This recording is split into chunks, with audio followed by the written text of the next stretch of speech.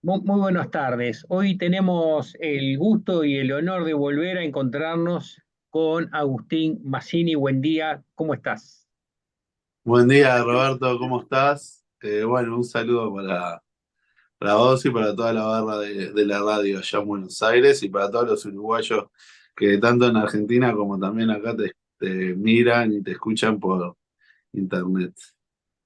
Vos sabés, Agustín, que una de las cosas que tenemos ahí con muchas ganas de escuchar es un poco la síntesis, que vos de eso debés saber porque integrás la Comisión de Educación y Cultura del Parlamento, sos diputado hace varios años, y hay un tema que nos intriga mucho y es un poco el resumen, el balance de lo que ha sido el mundo de la cultura, las políticas culturales en este gobierno realista que está por terminar. Bien, sí, bueno, este gobierno, que es un gobierno herrerista, neoliberal, como bien vos decís, fue uno de los sectores que más fueron castigados fue el de la cultura, el de las artes, principalmente en la época de la pandemia, ¿no? Nosotros tuvimos un Estado que cuando más nos debía proteger y más debería proteger a los artistas y a la cultura, porque fue un momento muy complejo, ¿no? Para todos los artistas, pero también toda la industria cultural que hay atrás, ¿no? Los sonidistas, los iluminadores, los teatros, bueno, todo eso sufrió mucho porque, claro, se prohibió las salas de teatro, se cerraron los cines, se cerraron una cantidad de cosas y no estuvo la contrapartida del apoyo al teatro. Eso golpeó mucho principalmente al teatro independiente, que en Uruguay tiene una tradición eh, que ya tiene varias décadas, que fue ejemplo de resistencia a la dictadura en el exilio y que cuando volvió la democracia volvieron y bueno, todos conocemos la historia del Teatro del Galpón, pero también el Teatro Circular y otros teatros de Montevideo que son emblema de la cultura del Uruguay y que bueno, esos teatros han sido, no solo no han sido apoyados, sino que también han sentido cierto desprecio de parte del ministro de Educación y Cultura, Da Silveira, que ha dicho públicamente, bueno, nosotros no vamos a apoyar instituciones solo para que se mantengan abiertas, como si el teatro no valiera nada. Bueno, eso es parte de la política, lo mismo con las exposiciones de artes plásticas, la música, por suerte, eh, a nivel de esas políticas también estuvo la Intendencia de Canelones y la Intendencia de Montevideo, dos gobiernos frente amplistas que han sostenido la cultura a nivel nacional, tanto a nivel de música como de teatro y como de otras artes escénicas, pero también la plástica, y todas las artes de nuestro país. Agustín, en el último gobierno frente amplista de antes existían los centros MEC. ¿Qué pasó con eso? Bueno, ese es uno de los puntos eh, de más debate en este momento, porque este gobierno lo que hizo fue, con la excusa de que iba a cambiar el modelo, desarticular todos los centros MEC del interior del país. Ahora, todavía no hemos visto la alternativa. Los centros MED, como todas las políticas públicas, son perfectibles y nosotros podríamos entender, pero también sabíamos que era una excusa para cerrarlos y después no poder abrirlos. Se le suma a eso que en muchos centros MEC habían salas virtuales que hubieran servido de apoyo a los gurises que tenían clases a distancia. Muchos gurises tuvieron clases a distancia incluso a nivel universitario, entonces se quedaban en sus departamentos de origen y pudieron seguir la facultad. Bueno, ese respaldo que podían dar los centros MEC no estuvo. Y los centros MEC fue una gran política cultural de Uruguay porque todos, todos sabemos que en Uruguay lo que pasa es que hay una gran concentración de agentes culturales y económicos en la capital, en Montevideo, y muchos de los derechos que hemos ido alcanzando en los gobiernos frente amplistas también ha costado llevarlos al interior. Bueno, los centros MEC llevaban los derechos culturales al interior de la República y en cada ciudad grande del interior, que saben que grande una ciudad en Uruguay no es grande de otros países, estamos hablando de ciudades de más de 5.000, 10.000 habitantes, había un centro MEC y eso reforzaba el desarrollo cultural, pero también acompañaba otras políticas públicas del territorio. Todo eso ha retrocedido para no volver. para no volver. Y sí, porque en realidad ellos decían que iban a abrir otra política, pero la verdad que no pasó.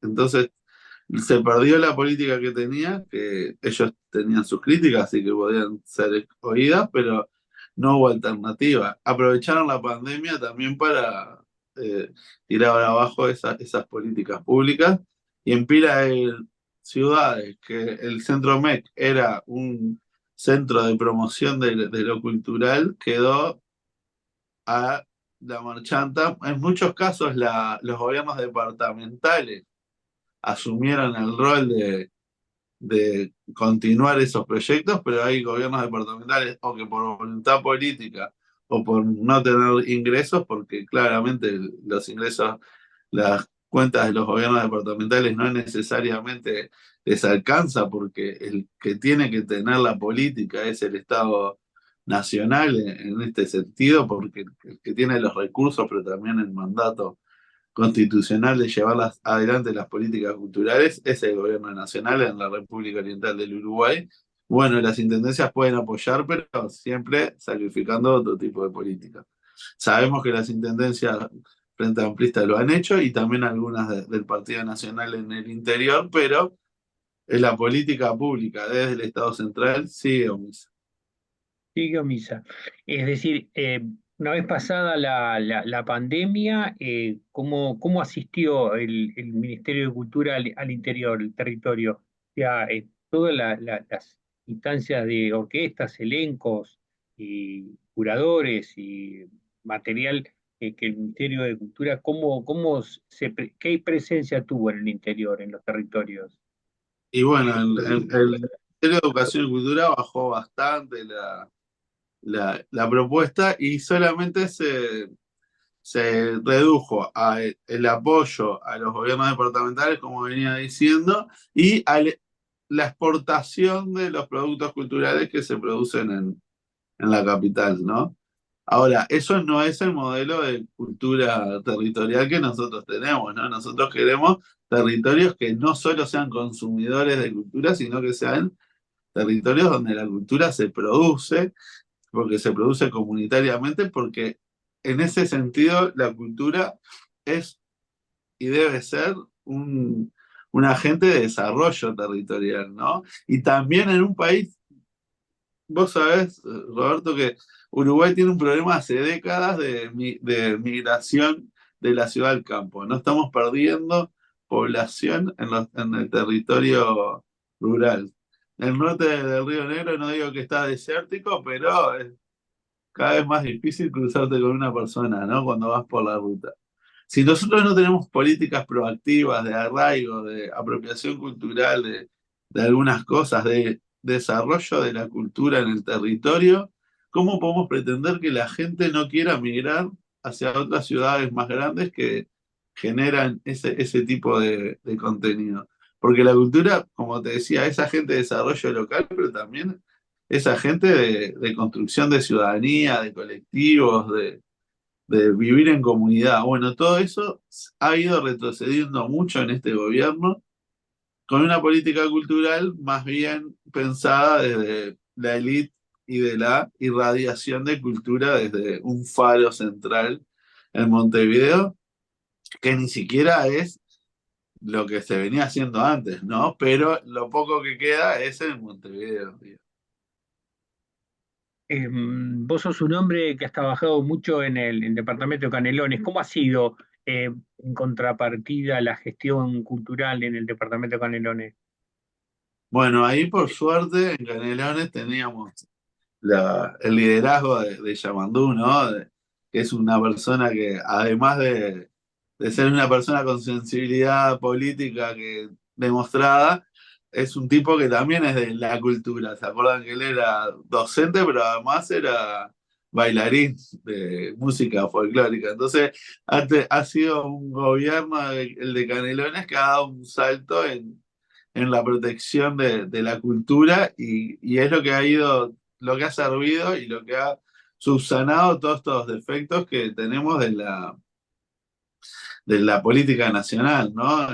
En Canelones se hicieron proyectos como, por ejemplo, en la pandemia, cuando no se podían tener los teatros abiertos, de streaming en el Teatro Politeama, que es el principal teatro del departamento que se encuentra en la capital departamental, pagándole a los músicos para que puedan hacer su arte y, pero también para que la gente pueda acceder a ese bien cultural desde sus hogares, que no es lo mismo, pero sabemos que es muy importante que en aquel momento de la pandemia, para los músicos poder tocar, para los sonidistas poder hacer su trabajo, los iluminadores, pero también para la gente poder sentir que ese fueguito, ese calor que da la cultura, tenerlo lo más cerca posible. Y bueno, en ese momento de que no nos podíamos aglomerar porque no se podía llenar una sala de teatro con 500 personas porque de verdad era un problema sanitario, porque estábamos teniendo a los gurises que no los podían, no los dejábamos juntarse en las escuelas, menos los íbamos a aglomerar 500.000 personas en un teatro. La Intendencia Canelones estuvo a la altura y generó condiciones para que sobreviva, porque lo otro que pasa es que el arte y la cultura, como veníamos diciendo, tiene una parte, una componente económica, que son eso, ¿no? Los equipos, las amplificaciones, los parlantes, las luces, los que arman los parlantes, los que arman las estructuras de los escenarios, los sonidistas, los iluminadores, los vestuaristas, los maquilladores, millones de personas, no millones, pero cientos de personas que trabajan alrededor de la cultura, que si se corta, después y se quedan sin trabajo y el Estado los dejaba desprotegidos, cuando volviera a la normalidad, todo eso iba a estar roto. Entonces, eso había que tener una política activa para que no se rompa el tejido de la industria cultural. Por suerte, y digo por suerte, y no es por suerte, porque en realidad es parte de nuestro proyecto político, los gobiernos de Canelones y de Montevideo, su aporte hizo también el compañero Frente Amplista de Salto, pero principalmente en la zona metropolitana, Montevideo-Canelones, fueron los que sostuvieron dentro de las posibilidades del gobierno departamental, ¿no? Porque tampoco teníamos los recursos ni la fuerza que tiene un ministerio como el MEC, pero sí se pudo sostener a los músicos y hoy los músicos reconocen, digo los músicos, pero también los actores, y los bailarines, la danza, todas las artes, pudieron tener un espacio donde protegerse sin perjuicio de que obviamente hoy en día sigue habiendo un problema en la industria cultural, en el teatro independiente, en la música, que le costó reenganchar, pero no empezó de cero. Agustín, hay un tema que viene pendiente y de reclamo muy justificado y que no viene con soluciones, que es la aplicación de la ley de teatro. Sí, claro, bueno, la ley de teatro independiente se votó por unanimidad de todos los partidos políticos en el 2019. Ahora nadie, todavía nunca se reglamentó. Y eso implica que lo que estábamos hablando, que el teatro independiente entra en crisis económica y también el problema y otro problema que hay es la protección social que tienen los actores, porque sabemos que el teatro es una disciplina que tiene de sub y bajas, ¿no? En el tema de trabajo, tiene mucho ensayo, tiene mucho tiempo donde no está ingresando dinero a la compañía porque se están preparando y a veces si es un éxito, es bueno porque son unas cuantas semanas, pero a veces son buenas horas con relativo éxito que en el mercado uruguayo no están más un mes o 2 meses en cartel. Eso es más o menos el promedio. Vos sabés, Roberto, que sé que sos una persona que trata de ver todo lo que hay. Supongo que te habrá pasado que hay una obra buenísima, interesante, que cuando llegaste a Montevideo ya no estaba en cartel. Eso es parte también de nuestro mercado de cultura teatral, que a veces pasa que como es tan chiquito nos cuesta sostener las obras eh, en cartel. Y además, con todo esto de la pandemia y del ataque que ha tenido el teatro, ha sido un problema porque se va perdiendo también la tradición de ir al teatro. Y eso también es un problema, porque para que haya teatro tiene que haber público. Y si se deja de fomentar, se deja de trabajar, se cortó la pandemia y no se reglamentó la ley y con todas las dificultades que tiene, lo que pasa es que también se mata la gallina de los huevos de oro, como dice el dicho, ¿no? El teatro deja de ser ese espacio. Nosotros creemos, el Galpón ha sobrevivido, los otros teatros independientes han sobrevivido a duras penas. Esperemos que cuando el próximo gobierno reglamente la ley y además genere las ayudas que el Teatro Nacional se merece.